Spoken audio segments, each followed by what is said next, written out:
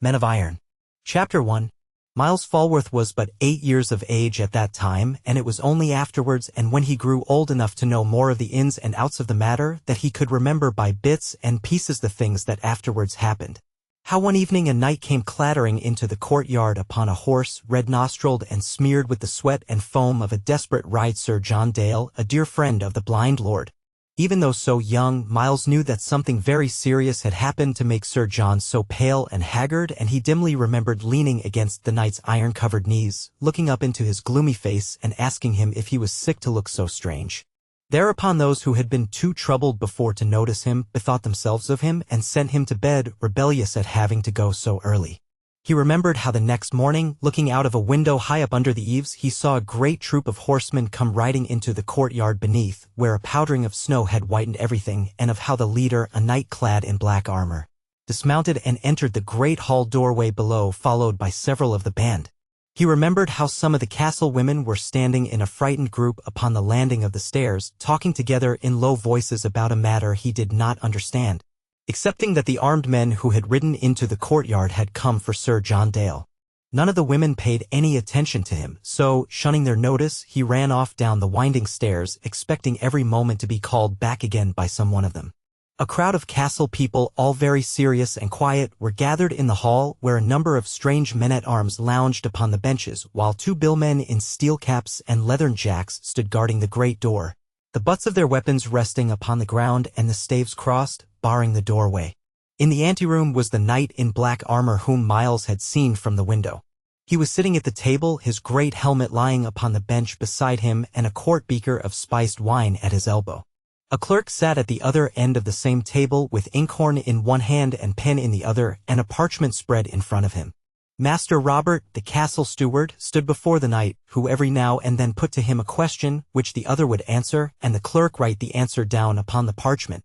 His father stood with his back to the fireplace, looking down upon the floor with his blind eyes, his brows drawn moodily together, and the scar of the great wound that he had received at the tournament at York, the wound that had made him blind, showing red across his forehead as it always did when he was angered or troubled.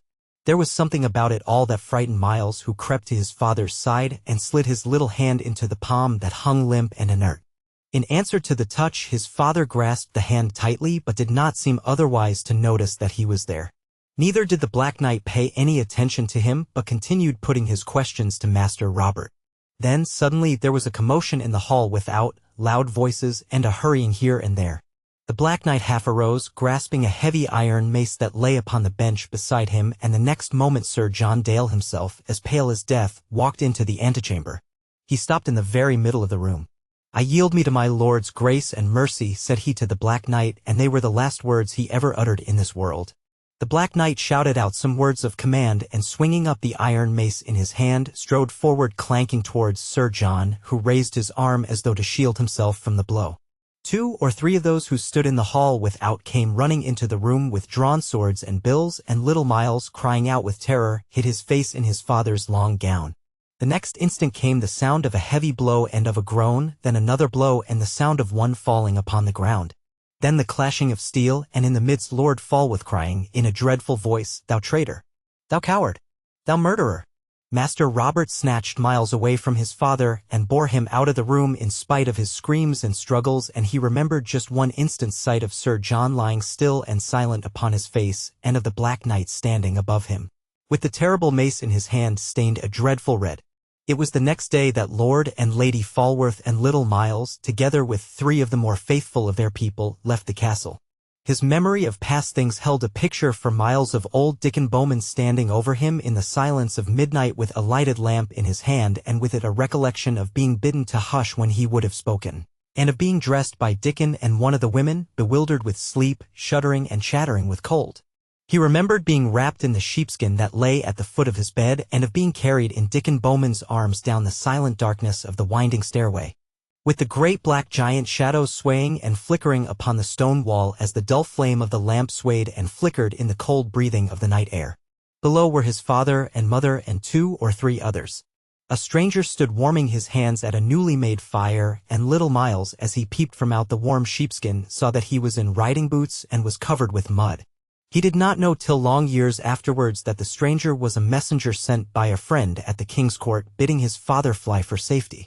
They who stood there by the red blaze of the fire were all very still, talking in whispers and walking on tiptoes, and Miles's mother hugged him in her arms, sheepskin and all, kissing him with the tears streaming down her cheeks, and whispering to him, as though he could understand their trouble, that they were about to leave their home forever. Then Dickon Bowman carried him out into the strangeness of the winter midnight. Outside, beyond the frozen moat where the osiers stood stark and stiff in their winter nakedness, was a group of dark figures waiting for them with horses. In the pallid moonlight, Miles recognized the well-known face of Father Edward, the prior of St. Mary's.